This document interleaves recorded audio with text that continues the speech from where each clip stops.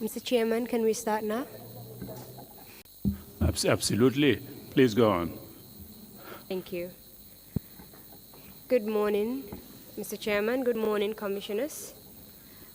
Good morning, everyone. And good morning to you, Mr. Danfa. Good afternoon from Sweden. Oh. Good afternoon to you then. Thank you. As you already know, my name is Mariama Singate, and I will be leading you today on behalf of the Commission. But before we start, I'd like to administer the affirmation to you. So if you can repeat after me, I, Yaya Damfa, do affirm that do affirm that I will speak the truth I will speak the truth and nothing but the truth. and nothing but the truth. Thank you. Before we go into the topic of discussion, I'll just like to go over a few rules that will ensure that this conversation goes smoothly. As we speak, there is simultaneous interpretation going on, so I'll request that you speak slowly so that the interpreters can catch up on all that you're saying. And I'll also request that you allow for 3 seconds to pass before you answer my questions to ensure that our speeches do not overlap. Okay. The topics of discussion today will be, first, your background information to get us an insight into who you are. Then we'll deal with your educational background.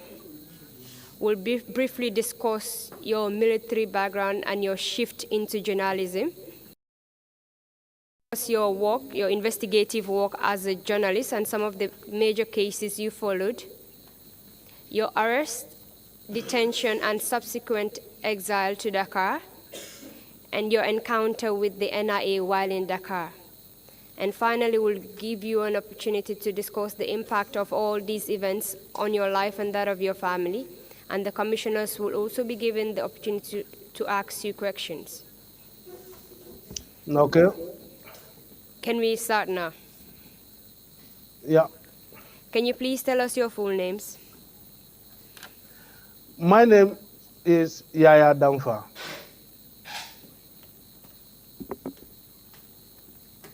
When and where were you born? I was born on May 15, 1967 in Jara, Japine, in the Lower River region. Can you tell us briefly about your educational background from your primary to the time you started work? I attended January 1977 and to Park Linden Secondary Technical School, where I completed my secondary education. And 1988, I joined the Army.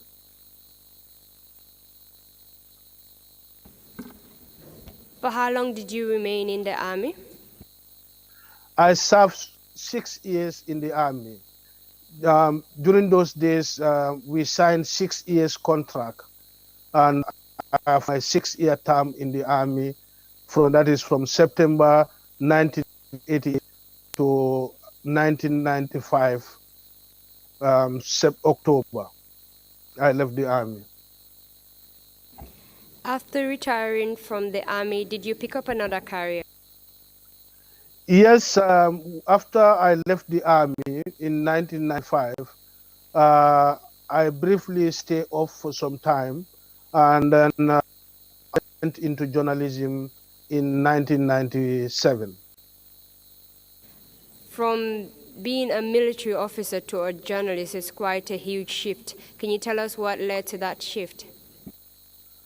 Well, definitely when I was joining the Army in 1988, I thought I was taking a career job. However, after a few years in the Army, I realized I was in the wrong field.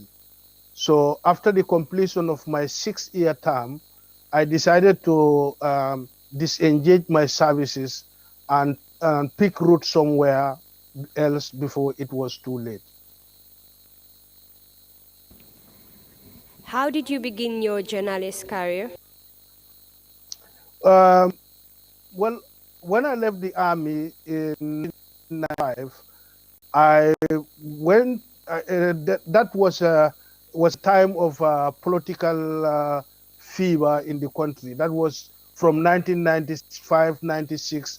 The military takeover, and then the transition was going on. Political parties were allowed established in 1996, and I decided to join DOI as a party at the time. So it was at our Congress at the Girls Guide in 1997 where a resolution was passed that some of the party members must take so, some responsibilities in the organs of the party. So I start as a party worker. So party works led me into journalism.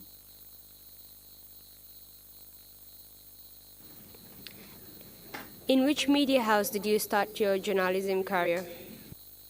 And this would be Foroya paper, PDOIS. It was commercialized fully. Can you tell us what the Fourier editorial policy was at the time you started?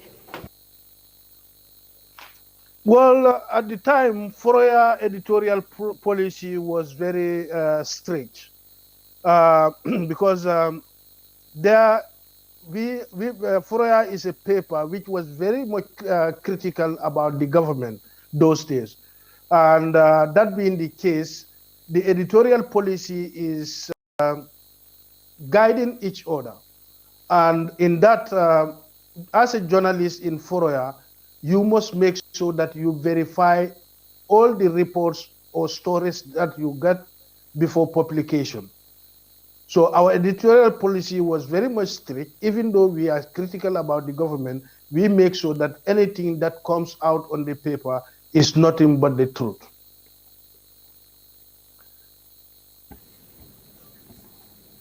When you started with Fourier, can you please tell us what kind of stories you were reporting on?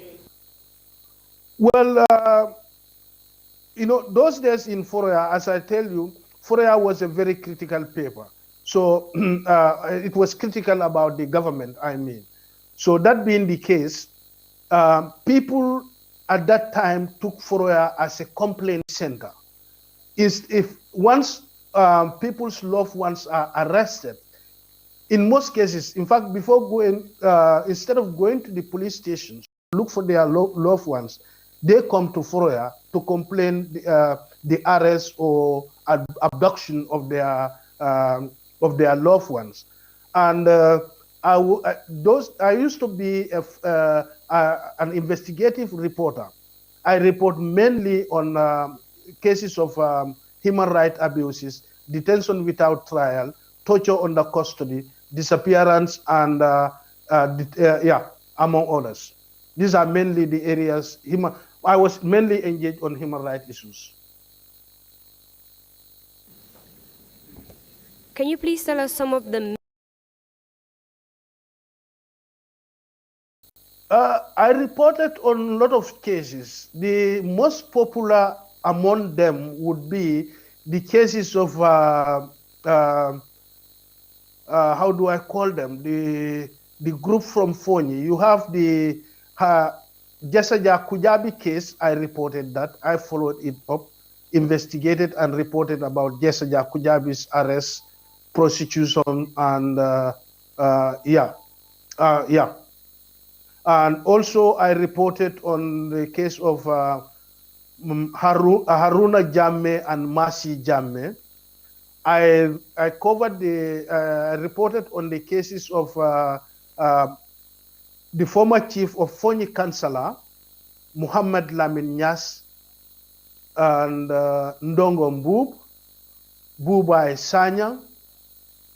And down the line, I reported on the case of Rambo Jata, the arrest and disappearance of Rambo Jata, Usman Rambo Jata, the former councillor of Bakau Ward, Master Tamba Fofana, and Chief Ibrahim Amane. These are the popular stories that I covered.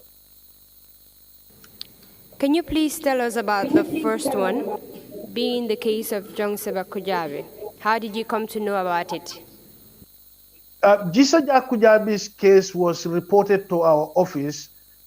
In fact, Jisaja's case was reported by his family members to our office that he had been arrested by the NIA and taken to Banjul. So we start our investigation from the NIA. When the matter was reported, my editor-in-chief, Sam Sar, assigned the case to me to investigate.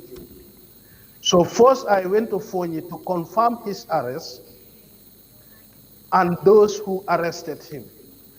According to the family sources, he was arrested by people who identified themselves as members of the National Intelligence Agency.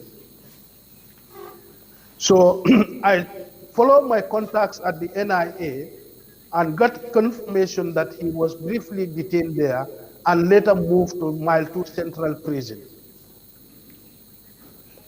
However, along the line, yes? Sorry for interrupting you, but I just want us to get the name right. Is it John Saba or G Saja? G Saja Kujabi. Can you please spell it for us? Jisajar.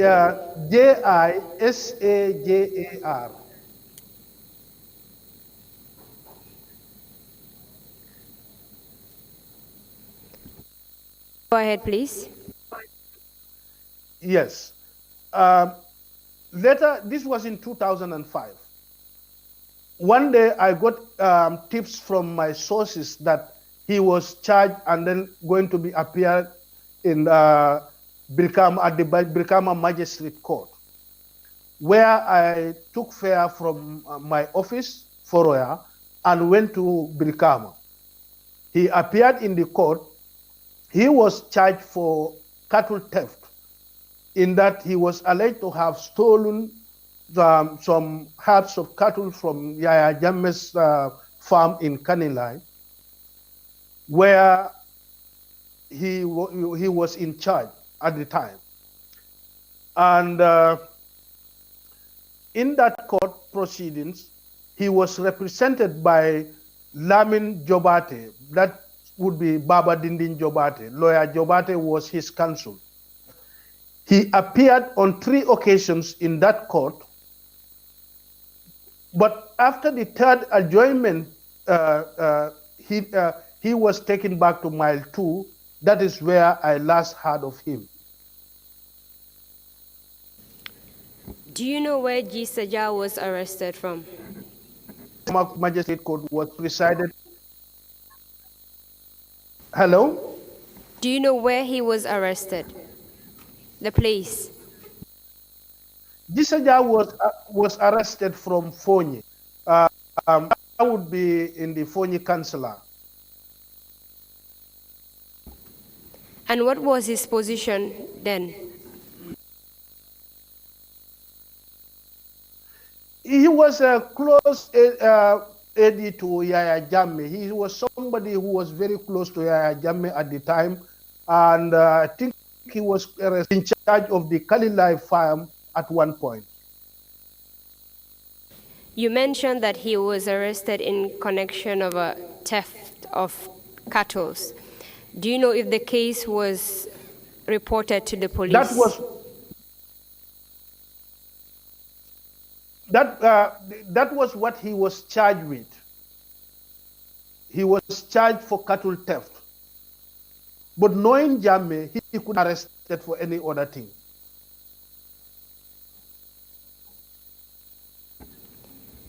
You also mentioned that he appeared before the magistrate court twice, and on the third adjourned date, he did not appear. Right? Right. Yes. You said you last heard of him at Mile 2. Am I correct? Exactly. Yes. Let's go to the second case, which is that of Haruna. Can you please tell us about that? Jamme's case also was reported to our office. In fact, this particular report came through one of my seniors at Foroya, in the person of Seku Nyasi. He was the one who came with somebody who reported the matter, and Seku briefed me that about, he gave me background information about Haruna Jammeh, that he is a half-brother to Yaya Jammeh, and he was reported arrested or abducted. So when the matter was reported, in that also, my editors assigned the case to me. I went to Fonyi,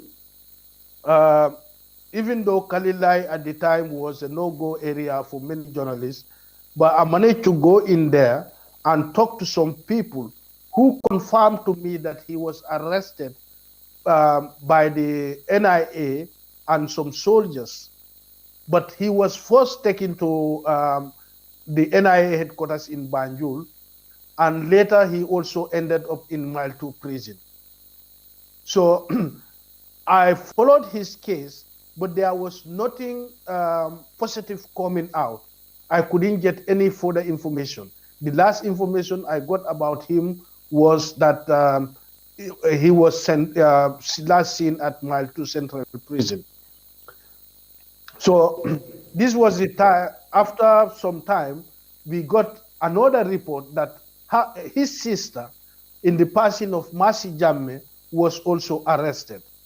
And according to our investigation, my investigation, Haruna's arrest came when he confronted Yaya Jammeh and advised him to stop, desist from grabbing the landed properties of the people of Fonyi. This did not according to the information, this did not go down well with Jammeh. He feels like Haruna was challenging his authority, kind of. So he ordered for his arrest. And when Mercy also came down to inquire about his brother's disappearance, Mercy also ended up being arrested and also disappeared. For Mercy's case, we only got information of his arrest, and when I follow it, he was taken by junglers, and that's the end. No further information on her. Can you tell us between the time of Haruna's arrest and the time of Mercy's arrest, how long was it? It would be in the range of a month or so, not more than 2 months. I know as a journalist you're not supposed to reveal your sources, but did you confirm this information that you had from multiple sources, or did you rely on only an individual?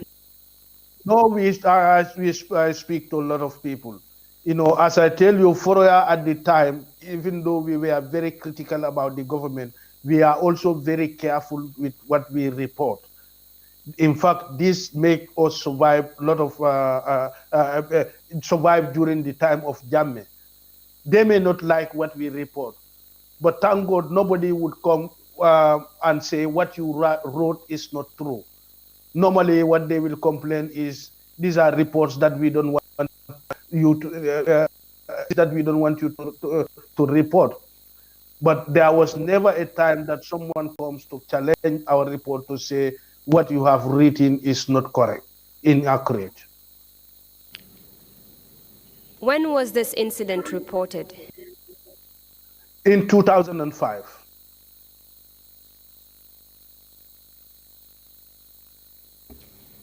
Did you publish any article with respect to your findings? Yes, we made publications on Foroya.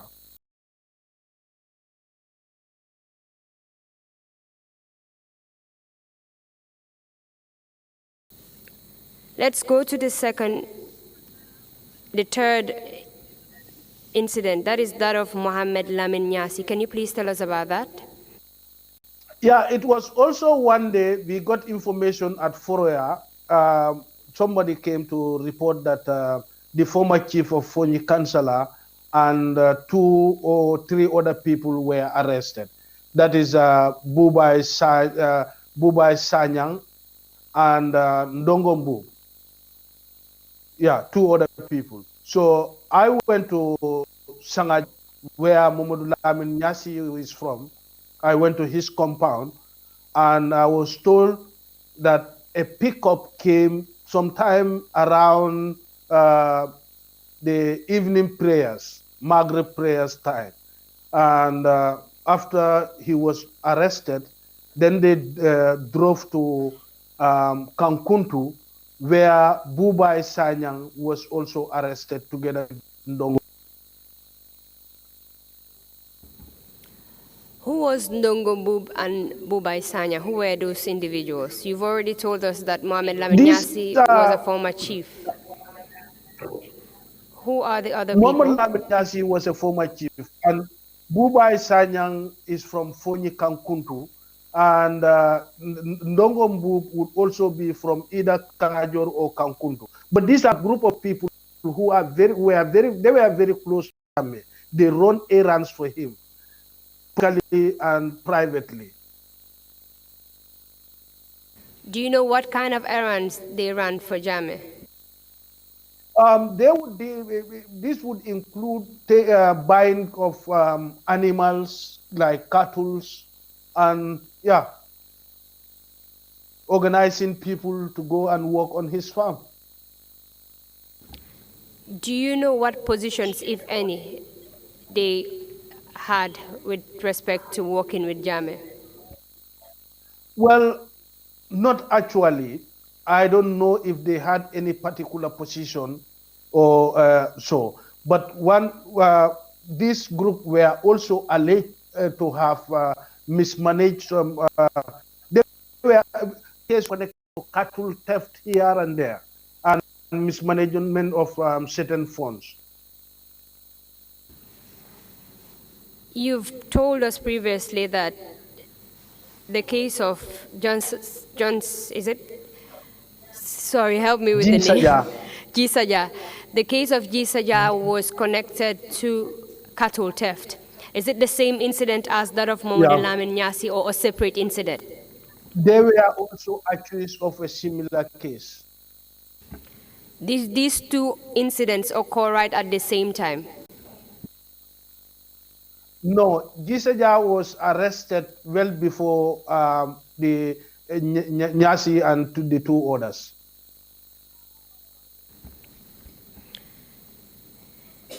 When this matter was reported, did you find out about the whereabouts of these individuals, Mohamed Lamin Nyasi, Ndongo Bub, and Bubai Sanya? Well, the first information we got was they were arrested by the NIA and taken to Banjul. So I managed to investigate and got information that they were at one time detained at the NIA headquarters. But later on, they were also transferred to Mile 2 Central Prison. But these 3 were never charged to court. They never appeared in any court.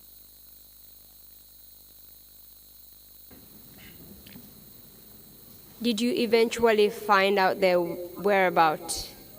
They never appeared in court. Not actually. The last information we got was they were detained at Mile 2 Central Prison. So what happened to them from there, I don't know. And when exactly did this incident occur? It would also be in 2005. Actually, we have information that the disappearance of Ndongo Bub, it's sometime around 2006. Well, yes, would be there. These cases were started in 2005. They were arrested, being moved from one police station to another. It took me some time before I really find out where Rambo was. Until one day in 2006, In fact, I was out to look for Chief Mane when I came across Rambo in Sarangai. And I came back to Foroya and reported murder. He was being moved from one police station to another. He have been detained in several police stations. Do you know when Rambo Jatta was arrested? No, I cannot remember exactly when the year he was arrested, but it was after the cancellation which he won, and this did not go down well with Jammeh. So his election victory that he was arrested.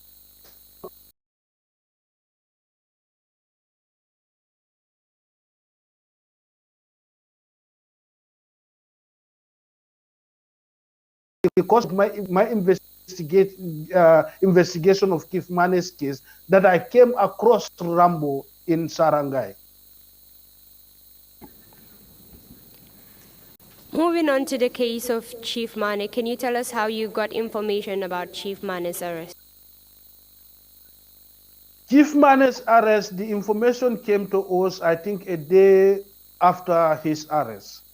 I was in Foroya writing another report when I had my editor-in-chief in the person of Samuel Osesar assigning one journalist by the name Bubakar Sow to go to Bakau at the Daily Observer office and find out from the managing editor, Dr. Sujatal, what had happened to Chief Ibrahim Mane, that we got information that he was arrested. Bobakar Sow left Foroya and went to Bakau.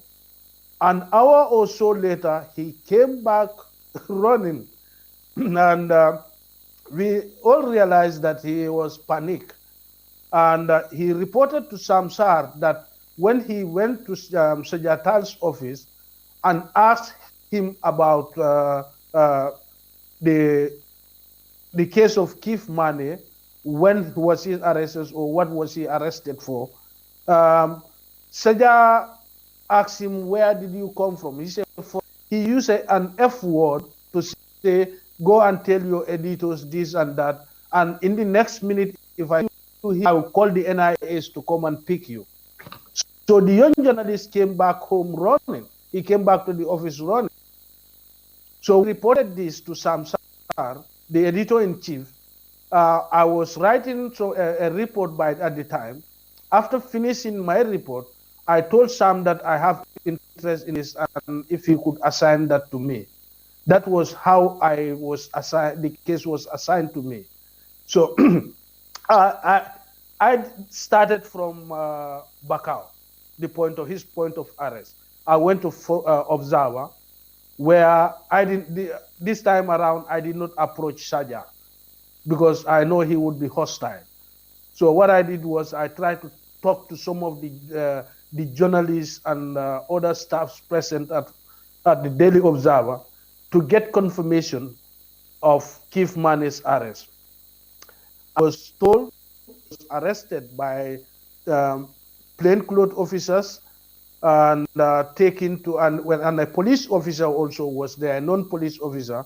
I couldn't remember his name, but they told me the name of this particular police officer who comes from Bakau police station, and that he was taken to Bakau police station. So I went to Bakau police station to find out if he was there. The information I got there was Chief had been moved to the NIA.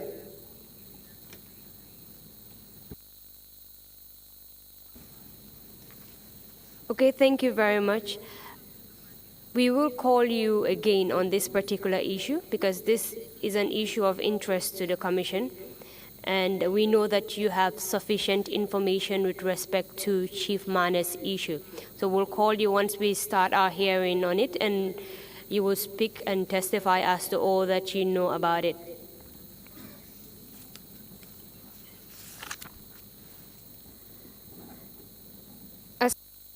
Okay. Aside from Chief Mane's issue, Were you involved in any other investigations? Yes, that would be the case of the school headmaster, Mr. Tamba Fofana. Tamba was reported by his wife and the son. I forgot the wife's name, but the son's name is Musa Fofana, who came to the Foroya office to report that his father was arrested from Kudang, where he was posted as the school headmaster. So I took up that case also, went to Kudang to find out from what happened to Master Tamba Fofana. The information I got from Kudang was that it was during Yaya Jammeh's Meet the People store or political campaign. Jammeh was traveling from Basse, passing Kudang. And it was the culture, school children and the villagers would line up in their various communities to welcome him.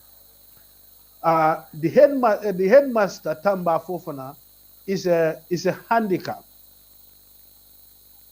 According to the information, he told his teachers, instead of lining up the children in the Kudang Lumo area, he decided that the school children move to in front of the military barracks, where the public concentration would be minimal.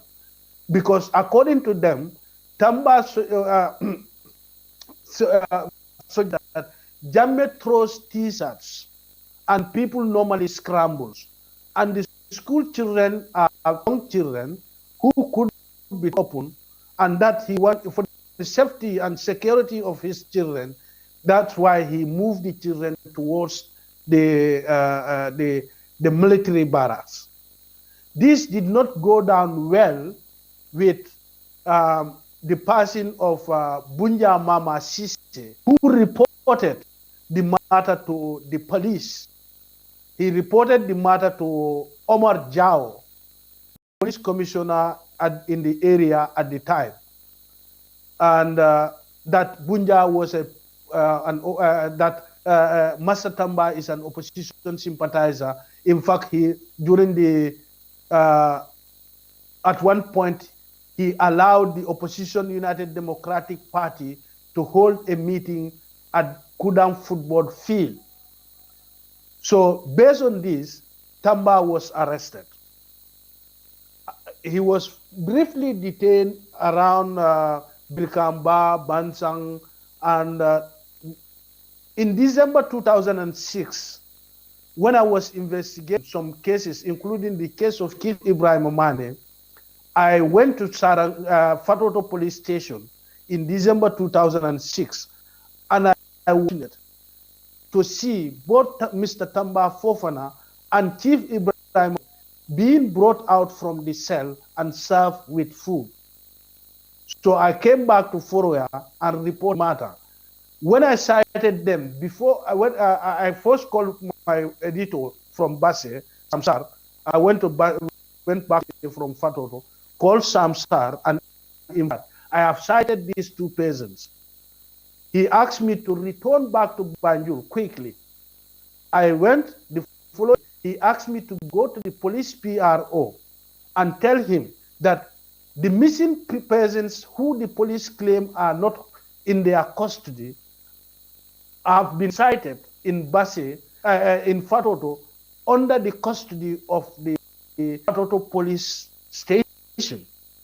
So I went to Banjul and met a public relation officer in the person of Inspector Assis Boja.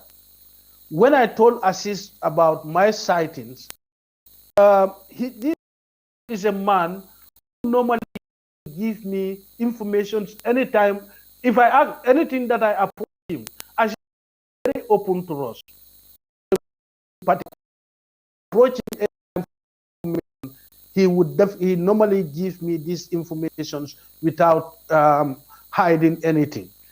So when I told him about these sightings, he told me on off record that the police had no hand in the arrest of Chief Ibrahim Omane in particular, and that it was the NIA who arrested him and transferring him from one station to another. So I took his words because I would not like to quote him. That could have implicated him also. I went back to Foroya and write my report that when I contacted the police PRO, he was not going to comment on the issue. So that was reported on in December 6th. That was where I last saw Master Tamba. The other day I have seen him would be later on in 2007 when the amnesty staffs and others came down. We were going on a fact-finding mission. Because, yeah. Sorry, Mr. Danfa. I just want some clarification on all these people that you mentioned that you cited and then you didn't see them ever again. With respect to Jisaba Kujabi, Haruna Jamme, Masia, Mohamed Lamin Nyasi, Ndongo Mbup,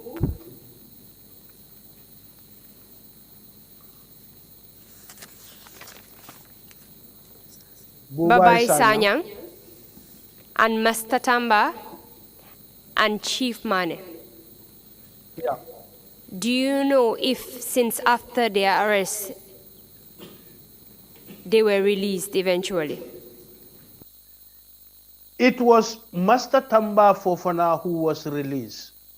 Apart from Tamba Fofana, I had not heard of the release of any of these persons. And Tamba's release came later in October 2007. That on the 6th of October, I embarked on a fact-finding mission, a team of amnesty staffs in the presence of Tania Bernard Bashir Ayodela Amin. For the fact that I last saw Usman Rambo Jata in Sarangai, we started from Sarangai. From Banjul, we drove Sarangai. We arrived at in Sarangai around 3 to 4. Yeah.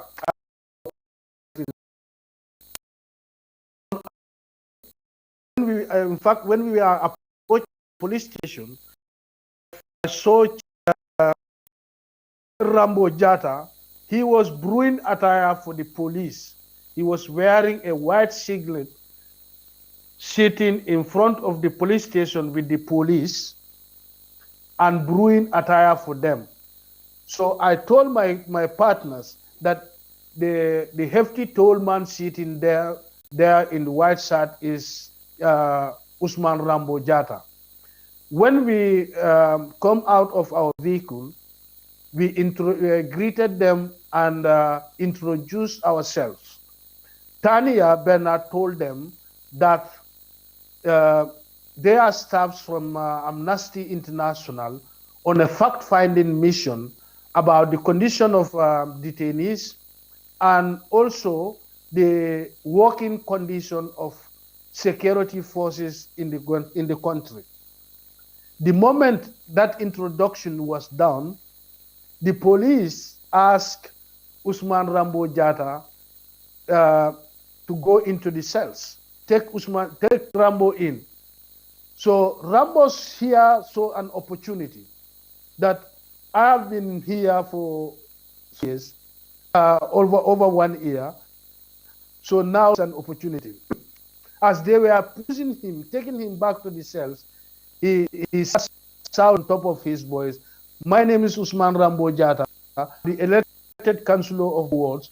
I have been detained for over about 1 year, 2 months, been detained. He was mentioned in various places that he was held in at and how long he have been in Sarangai. So we were also following them as they were taking him inside. They took him inside the police station. We followed him there, and he was locked up in the police cell. At that particular moment, the station officer in Basse, Sarangai, was one Mr. Jiba. I think, if I remember the first name, I think it would be Kulujiba. Kulujiba was the station officer in Sarangai at the time. And I believe this station officer passed away now. So we were, okay. My apologies for cutting you. You mentioned that you were on a fact-finding mission with Amnesty International. Did anything Yes. occur along the way as a result of the mission that you embarked on? Yes. From Sarangai, we went via Basse, planning to go to Fatoto, where I last saw Master Tamba Fofana.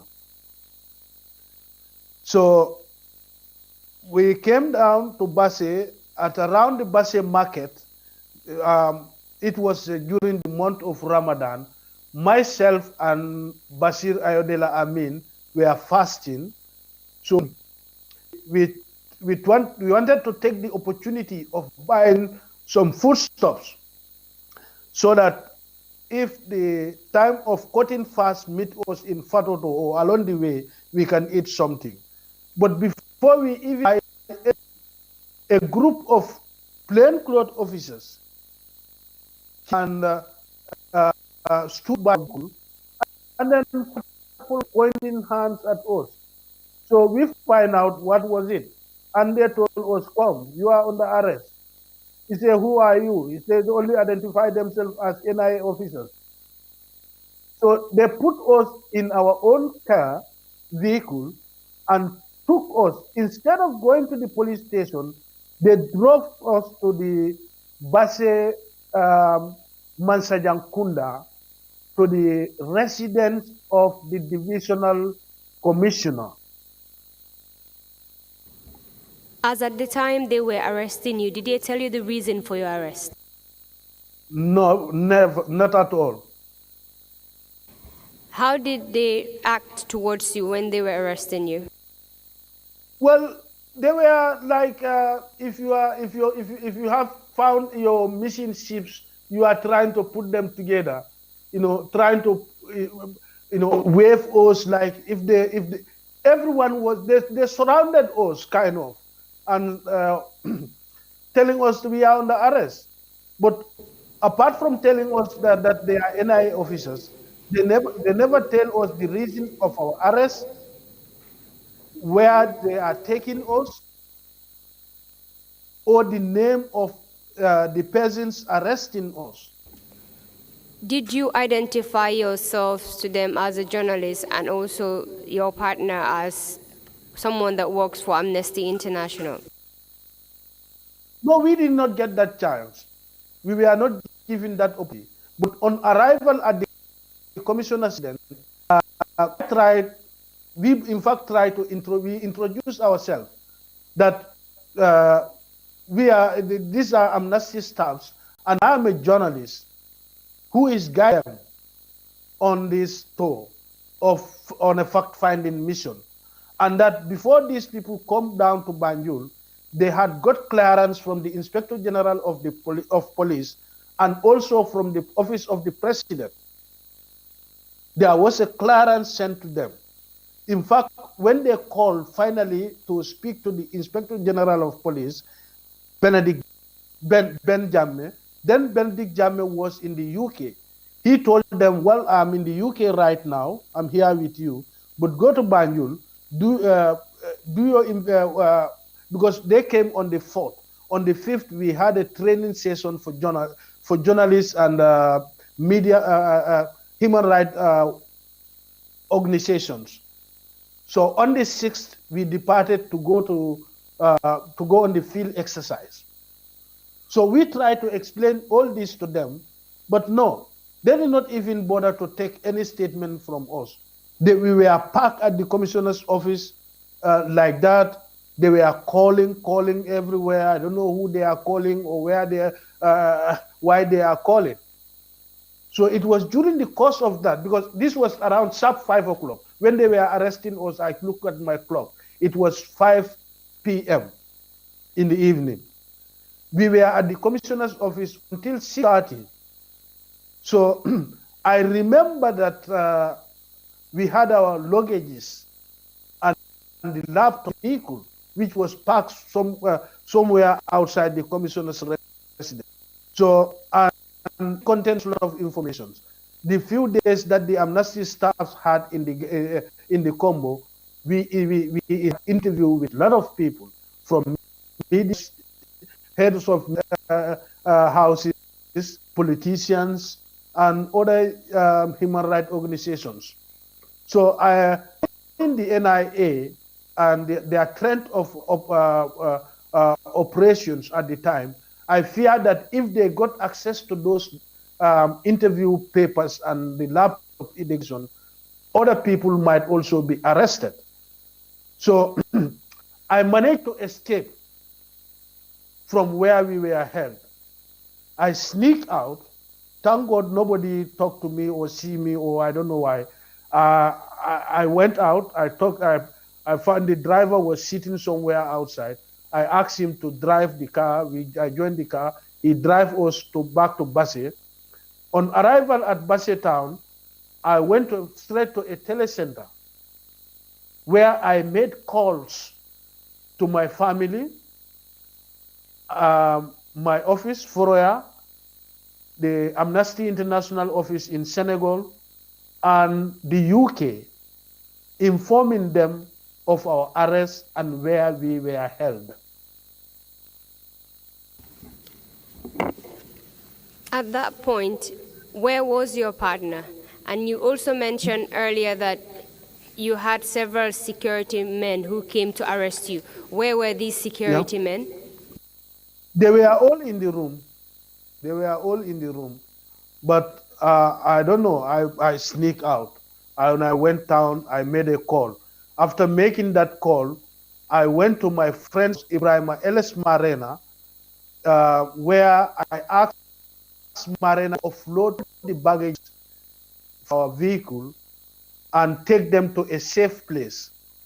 So in fact, I told Marena, he's from Kudang, he's my very good friend. I asked him if even if he wants, he can take them to Kudang. I give him some money to take those things as far as Kudang. But he took them outside Basse and keep them somewhere. So I returned back after making that, offloading the vehicle and making that call, those calls. On my return, few minutes later, the divisional police commissioner, in the person of Ibrahim Cham, who I know very well, came in with some other persons who I assume are heads of the NIA at the time in Basse. You know, when they came, they told the officers who were who arrested us that what is happening, the information about this arrest is filtering out. The amnesty director in in the UK is already on the BBC Focus on Africa.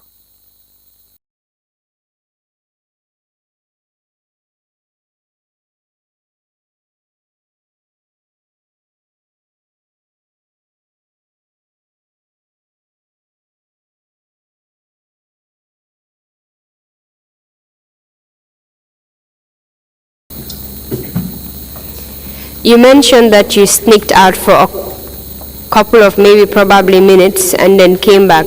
How come no one noticed that you sneaked out and came back in?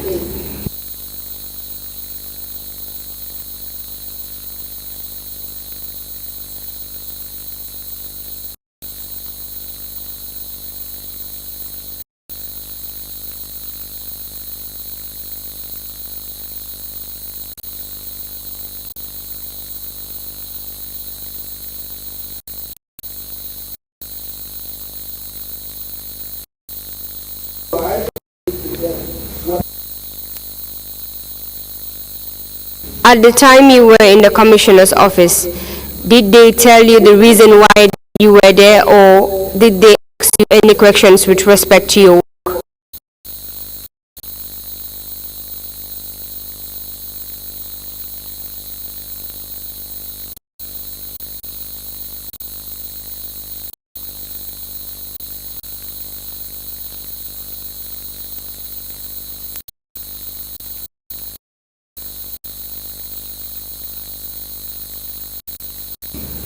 So this is something that You mentioned that you were moved to the police station. At what point did they move you to the police station, and which position was it?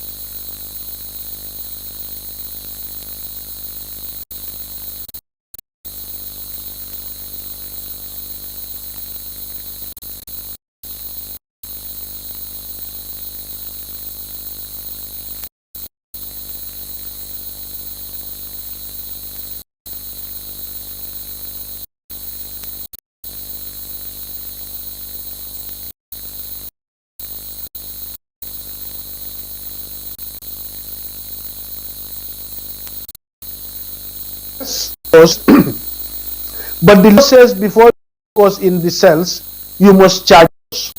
So we are not charged, we cannot go into the cells. This nearly earned me a was very angry. He told his officers that he knows me, that I am an ex-soldier turned journalist. I was going to the GTTI reading law here and there. So he was them for spies. So when he told them to charge us for spying, I told him, well, we will not have a difficult day in court because we are not needed to defend this.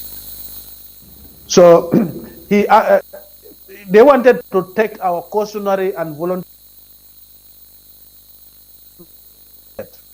and told them, well, we will not give any statement until we have a lawyer present. So he turned Ibrahim Cham, the station of police commissioner, turned and faced me. He said, yeah, you keep making our work difficult for us. You know that all the lawyers live in the Congo. We cannot get a lawyer here to be present before you give your statement. I said, but that's my right. The law gave me that right. So you cannot take that from me. We are not going to say anything. If you will forcefully put us in the cells, that's left. But we are not going to give our statement without having a lawyer present. So that was the time he said, he asked them to park us behind the counter. So I asked if my friend Marena can bring us a mattress, which they agreed to, and we spent the night on the mattress behind the counter until around between 2 and 3 a.m. We had a vehicle stop in front of the station. 3 men came in, talking to the police on duty. I don't know what they discussed. One of them shouted my name, Yaya. I said, yes. He said, come. So I followed him. I went to over the counter, and he started leading me out of the station. At this